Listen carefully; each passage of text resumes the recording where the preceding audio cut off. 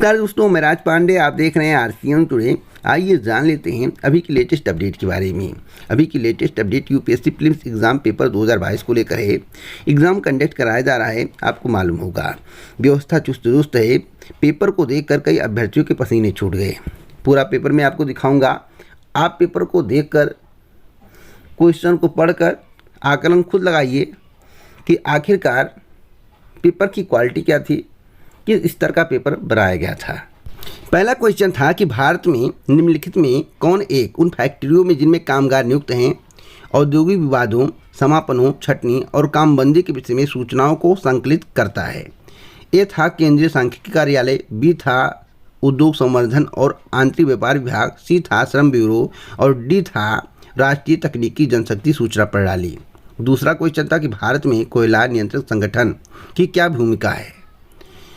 तो 1, 2, 3, 4 करके था और यहाँ पर बताया था, इसको आपको बताना था या कोट दिया गया था कि 1, 2, 3 या केवल 3 और 4 या केवल 1 और 2 या केवल 1, 2 और 4, मतलब इस तरह से कोड दिया गया था।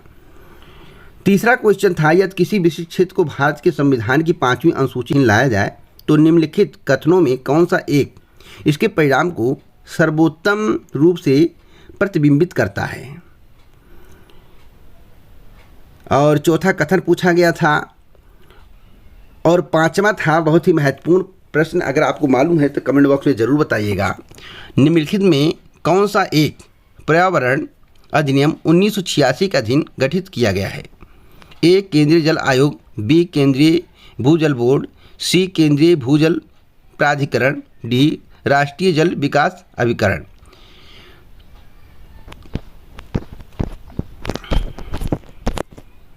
और 7वां क्वेश्चन था बहुत ही महत्वपूर्ण, मैं आपको बता दूं, निम्नलिखित में से कौन सा एक कथन ध्रुवीय कोड का सर्वोत्तम वर्णन करता है। फोटो साफ नहीं आया, खींचा गया, लेकिन मैं आपको बता दूं इसमें उत्तर जो सही था मेरे जानकारी में, या उत्तरी ध्रुव और दक्षिणी ध्रुव में अनुसंधान करने वाले वैज्ञानिकों के देशों द्वारा अपनाए जाने वाले मानकों का समुच्चय है, यही सही था इसमें। और संयुक्त राष्ट्र महासभा के बारे में पूछा गया था कि संयुक्त राष्ट्र महासभा के संदर्भ में निम्नलिखित कथनों पर विचार कीजिए। और पूछा गया था भारत में चयन बोर्ड के संदर्भ में निम्नलिखित कथनों पर विचार कीजिए। और एक टॉपिक और था, बहुत ही महत्वपूर्ण टॉपिक था, मैं आपको बताना चाहता हूँ। यूएस फेडरल रिजर्व की संख्या मुद्रा नीति पूंजी पलायन की ओर से ले जा सकती है। इसका यही सही था। कूट जो है इसमें 1, 2 और 3 सही था। 11वें नंबर का क्वेश्चन है। और एक महत्वपूर्ण प्रश्न था, अगर आपको इसके बारे में जानकारी तो कमेंट बॉक्स में ज़रूर बताइएगा। निम्नलिखित राज्यों पर विचार कीजिए। आंध्र प्रदेश, केरल, हिमाचल प्रदेश, त्रिपुरा। तो उपरोक्त में से कितने आमतौर पर चाय उत्पादक राज्य के रूप में जाने जाते हैं।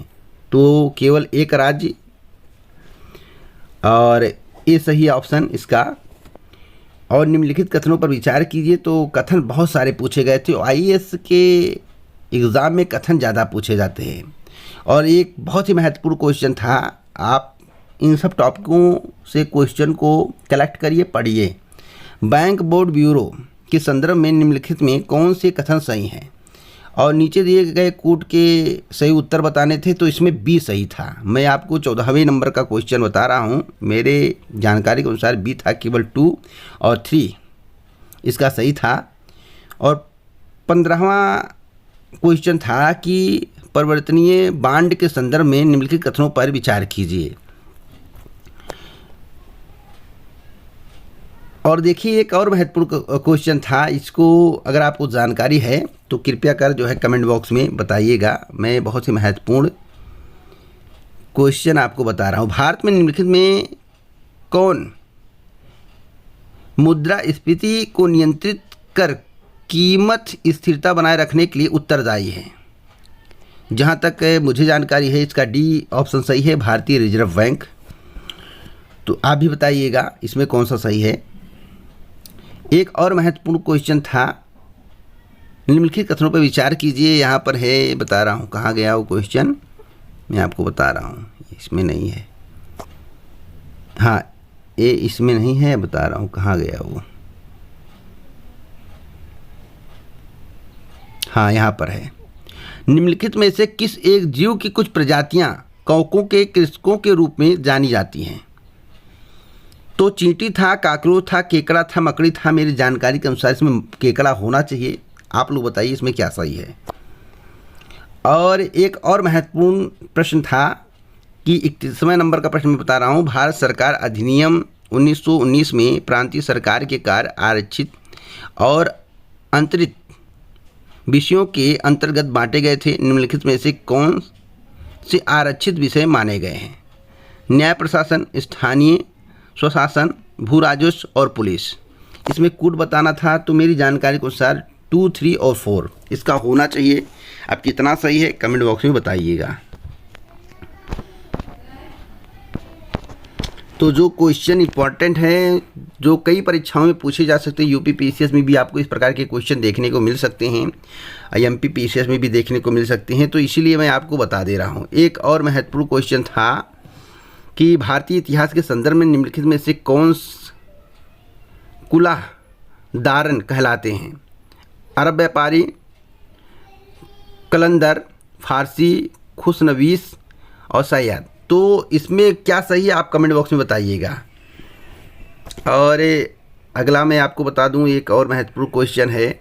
हाँ, किसके राज्यकाल में योगावशिष्ट का निजामुद्दीन पानीपत द्वारा फारसी में अनुवाद किया गया है?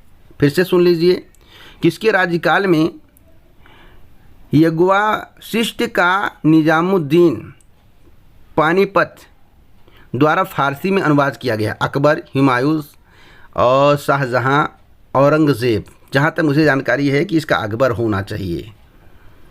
और मैं आगे आपको एक और महत्वपूर्ण क्वेश्चन बता, जो क्वेश्चन मैं आपको बता रहा हूँ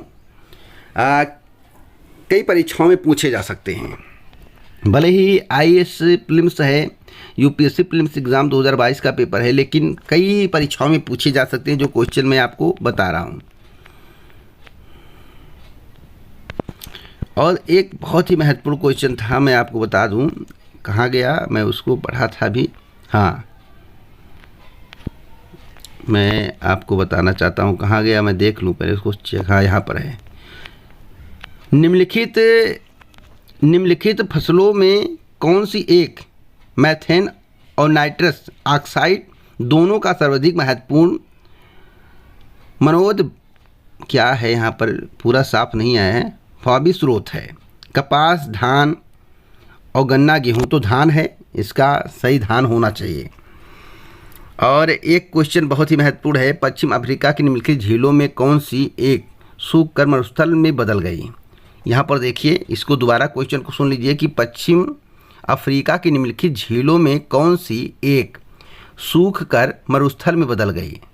लेक विक्टोरिया, लेक फागुबिन, लेक ओगुटा और लेक वोल्टा। तो इसका लेक विक्टोरिया होना चाहिए। और जो क्वेश्चन मैं आपको बता रहा हूँ बहुत ही इम्पॉर्टेंट है।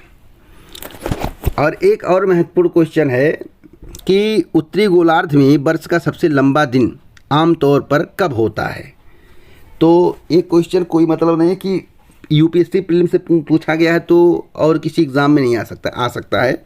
कई एग्ज़ाम में पूछे जाते हैं उत्तरी गोलार्ध के बारे में। उत्तरी गोलार्ध में वर्ष का सबसे लंबा दिन आमतौर पर कब होता है? तो जून महीने का पहला पखवाड़ा।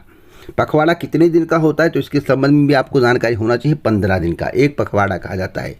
कभी कभी मैं न्यूज़ में पखवाड़े का जिक्र करता हूँ तो लोग कहते हैं पखवाड़ा क्या किया हो? तो पखवाड़ा आज जो यूपीएससी प्रीलिम्स एग्ज़ाम में पूछा गया है, बताया गया पखवाड़ा क्या होता है। आगे मैं महत्वपूर्ण क्वेश्चन आपको बता दे रहा हूँ जो बहुत ही महत्वपूर्ण है। एक और महत्वपूर्ण क्वेश्चन है, हाँ देखिए, युग्मों पर विचार कीजिए। शिखर और पर्वत दिया गया है, नमचा, बरवा, नंदा देवी, नोकरेक। और पर्वत में दिया गया गढ़वाल हिमालय, कुमाऊँ हिमालय, सिक्किम हिमालय। तो इसको मिलाना था, मिलान करना था, युग्मों पर विचार करना था। तो इसमें क्या सही है, तो मेरी जानकारी के अनुसार इसमें जो है केवल 2 सही होना चाहिए। और कितना सही है आप लोग कमेंट बॉक्स में बताइएगा, क्योंकि आप लोग हमसे ज़्यादा माइंडेड हैं, आप लोग प्रीलिम्स एग्ज़ाम देते होंगे। जितनी जानकारी मुझे रहती है मैं आपको देता रहता हूं। तो इसी प्रकार की ऑथेंटिक जानकारी के लिए आप हमसे जुड़ें। आज के जो महत्वपूर्ण प्रश्न थे प्रीलिम्स एग्ज़ाम में, जो कई परीक्षाओं में पूछे जा सकते हैं, उसके संबंध में मेरे द्वारा चर्चा किया गया है। इसी प्रकार की ऑथेंटिक जानकारी के लिए चैनल को सब्सक्राइब करें, बेल आइकन दबाएं, ऑल पर सेट करें। जय हिंद, जय भारत, नमस्कार।